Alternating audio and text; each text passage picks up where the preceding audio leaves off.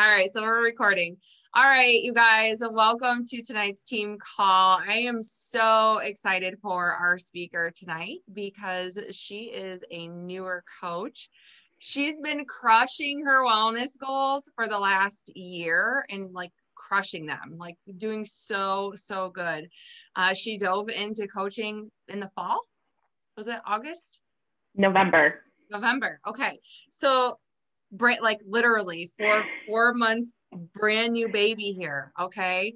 But she is very open about sharing her story. She's very good about articulating her story and being vulnerable and sharing her message, and was announced as a new Emerald coach last week, which is amazing in the first 4 months of your business. So we are so excited to hear from you, Katie. We love watching you blossom and grow, and that's all I got. I'm going to mute myself and we're going to let you take it away.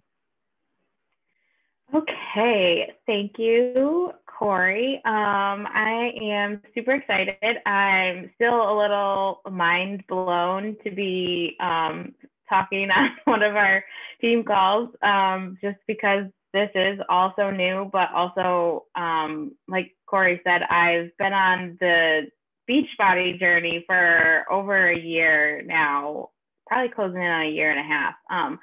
So that part of it isn't new, but the coaching thing is definitely new.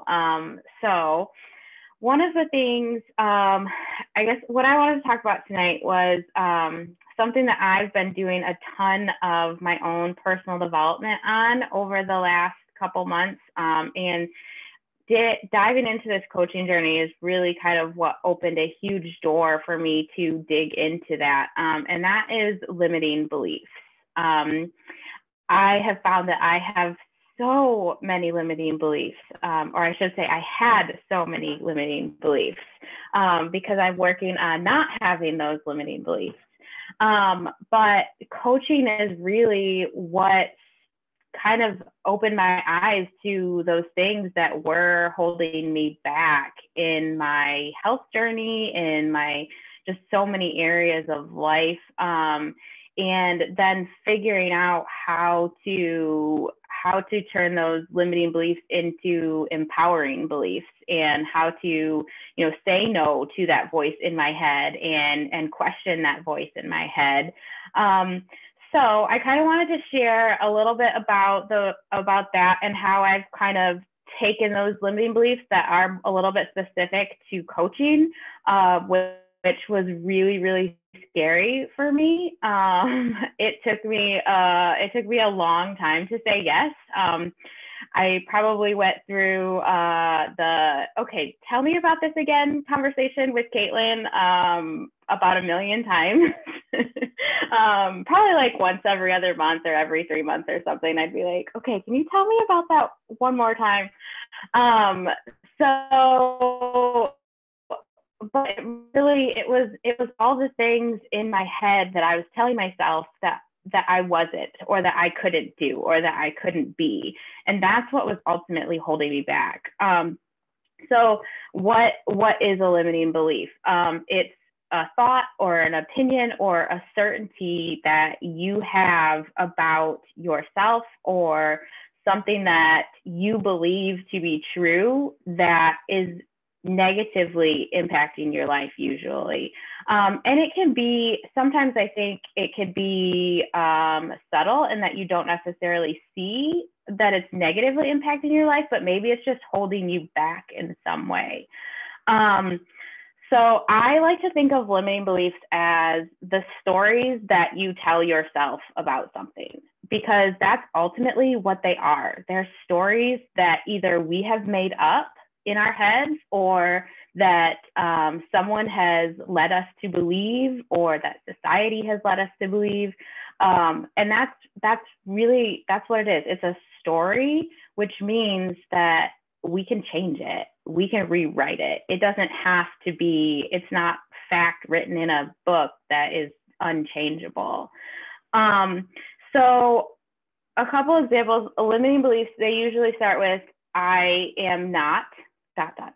or I can't, or this thing is. So some of the ones that I came up with, I kind of had a long list of the limiting beliefs around coaching that at some point or another went through my head. So some of the examples that I was telling myself about this coaching thing is I don't have time. I can't talk to people. I'm not outgoing. I'm not a people person. What if I fail? People won't want to work with me. I'm not healthy enough. I'm not fit enough. It might upset people if I do this. What will people think about this? I can't afford the investment. I'm not a morning person, and all those girls get up super early in the morning. Those are all things that at one point or another crossed my mind about why I couldn't do this thing. So what I want you guys to do is I want you to either write down or think of something that feels hard right now. And it can be about coaching, or it can be about your wellness journey, or it can be about whatever, but either something that feels hard or something that you don't like doing, something that you dread doing. And it could be exercise, getting your workout in, getting your meal prep done, getting up in the morning, sending out invites. But think about that thing and what is your gut reaction to that thing? So when you think about it, so I'm going to use inviting, for example, and I say inviting is scary. Like that's my gut reaction. Inviting is scary. So what is your word or your phrase, that gut reaction to whatever that thing is? And then what is your gut reaction? Why? For me, inviting is scary because people will say no. And I am a people pleaser. So hearing no is really hard because I want everybody to be happy all the time. So for me, that's an example of what one of my huge limiting beliefs was. So the first step, which we've just kind of done to these limiting beliefs, is identifying your limiting beliefs. So identifying what it is that is holding you back, what it is that is making you hesitate to do the things that you either think you should do, or those things that kind of cross your mind, or those things that you should do and you're not getting done. What is holding you back? And then to get curious about it, to start thinking, why did that thought cross my brain? And is it accurate? Like, is that actually true? Like, where is that coming from? That's something I've really been pushing myself and trying to retrain myself to do, because I still have all of those limiting beliefs at one time or another.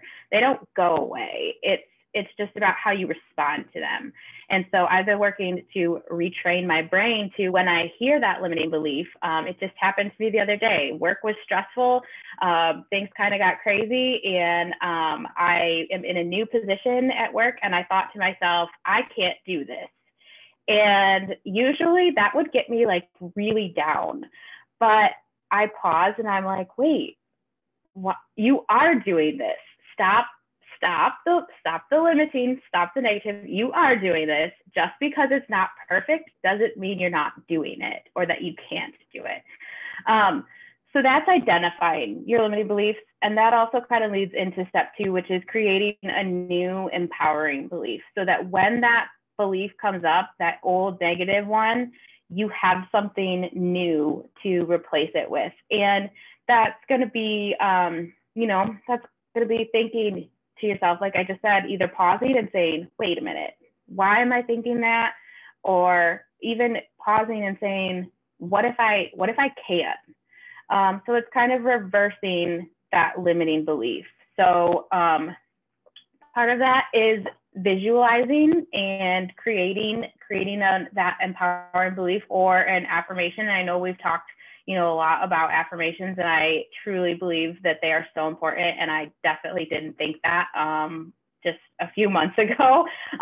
But now I'm doing that as part of my everyday practice, is writing down some sort of empowering belief that's going to counteract whatever I have doubts in that day. And some days I write the same thing down. And other days I have to write something different because every day is different. So some days I'm writing down, I am calm and capable and focused. Other days I'm writing down, I am present and mindful. Lately, I've been writing down, I am in control of my time, to counteract the busy season right now that's telling me in my head, I don't have enough time. And I'm trying to counteract that with, yes, you do. You are in control of your time, because sitting there telling myself I don't have enough time is not actually changing anything. It's not actually changing the amount of time I have or the work that I'm getting done. If anything, it's making me get less done because I'm thinking about the time that I don't have.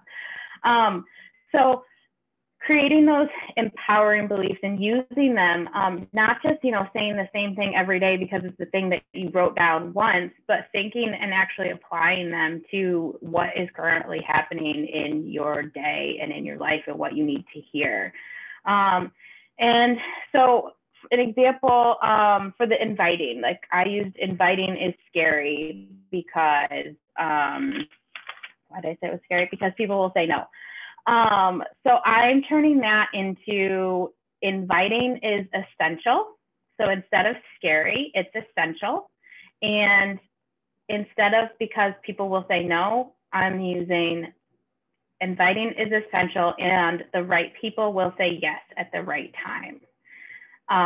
So I'm just flipping that. I'm flipping that mindset and taking the negativity out of it. And I feel like by doing that, sometimes affirmations can be hard if you don't believe what you are telling yourself. So, a lot of, I think a big example is the money one, where people say money flows to me. Well, that's great. Like I would love if money just flowed to me, but I also feel like for me personally, that's not action enough. So, so using something like something that you can relate to, something that you feel actually when you say it, you can believe it. Because if you don't believe it, it's hard to say it, and it's not going to do you much. So another one that I used to turn around the invites are scary is I will send these invites because it is not up to me to answer for other people. Because that's something that stuck with me from one of these calls. I don't remember which smart lady said it earlier in a call, but one of you guys said, it is not up to you to answer for other people. And I have used that to turn this limiting belief into an empowering belief when I just am like in my head about sending invites and I'm like, nope, just look, it's not up to you to answer for other people. The right people will say yes at the right time. Boom, boom, boom, punch it out. It just makes those actions so much easier to do when you're not surrounding them with all sorts of negative stories. And that's really what limiting beliefs are. So I wanted to give a couple tips for working through some of your limiting beliefs. Other than the exercise, we did the exercise, but a few other things that I have kind of picked up and tried to implement into some of my routine and my affirmations and things like that is being prepared. The more prepared you are, the less time you have to sit around and think about the thing that you are worried or nervous or anxious or not wanting to do. So avoiding procrastination, because the longer you wait to do it, the less likely you are to do it, especially if it's something that you're not loving wanting to do. And then, being prepared with your routine. Think about when you're at your best. I was listening to a podcast the other day that talked about setting your routines up and thinking about when you function at your best and what sort of things surround you when you're at your best. What environment are you in? What mindset are you in? What time of day is it?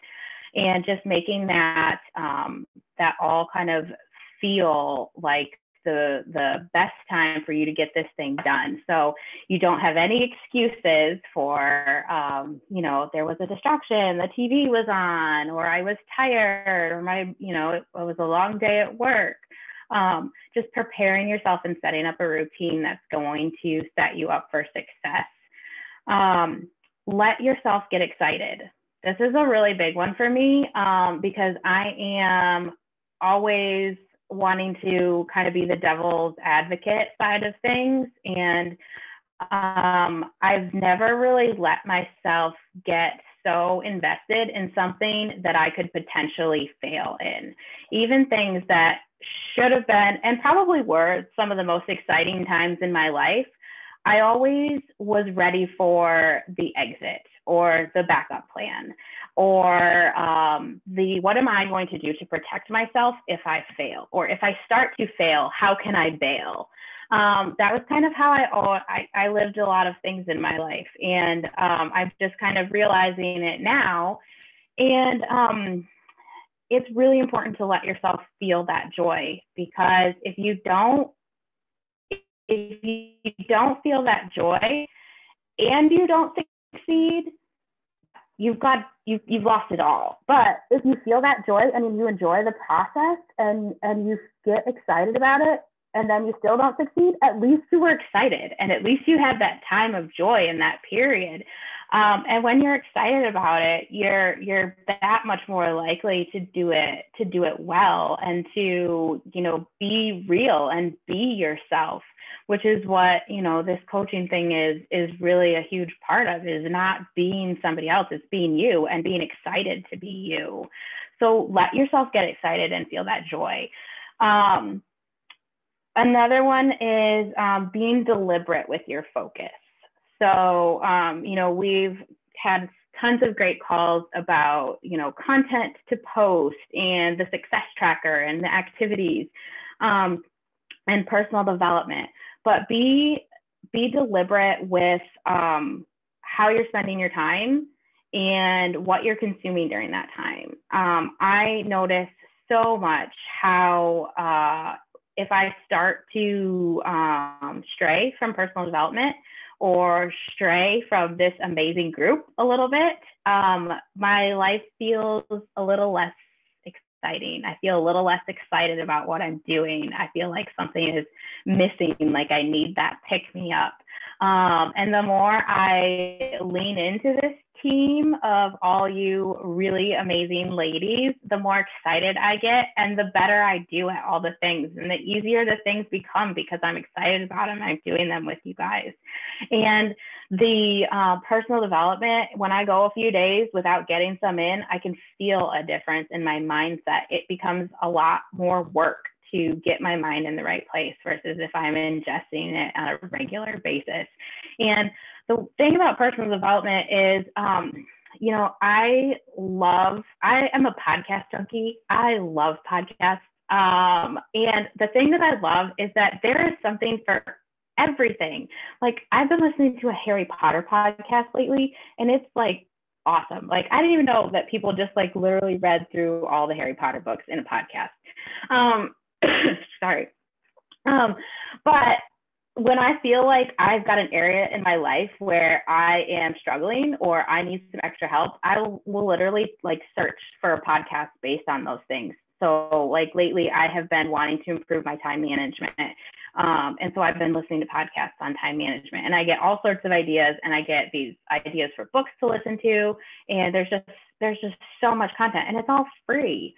But, there are also certain ones that I will save, or certain podcasters that I like to listen to, that when I'm feeling, feeling a certain way, if I'm starting to feel a funk or I'm just needing some extra, motivation, I know that those podcasters' voices will lift me up, or I know that a specific podcast will tell me what I need to hear, or, that somebody will yell at me when I need to be yelled at.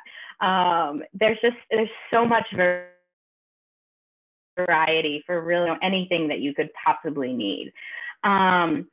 So be deliberate with how you're spending your time and what you're listening to. And kind of in addition to that is, those things that feel harder, whatever feels hard to you, like maybe inviting doesn't feel hard to you. Maybe posting and creating content is harder for you.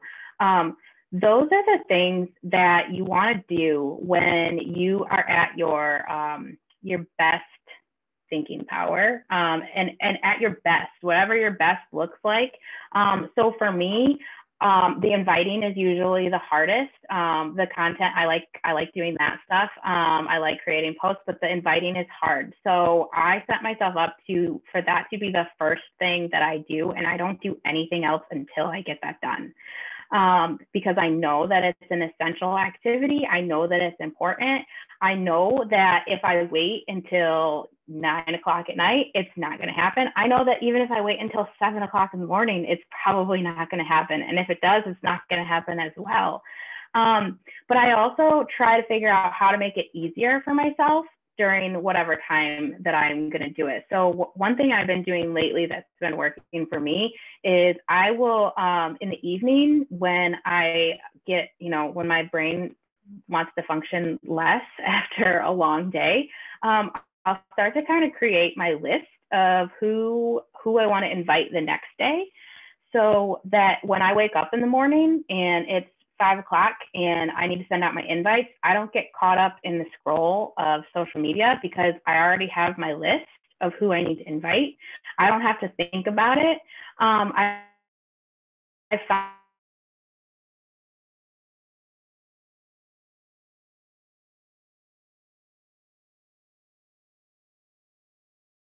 for me, and all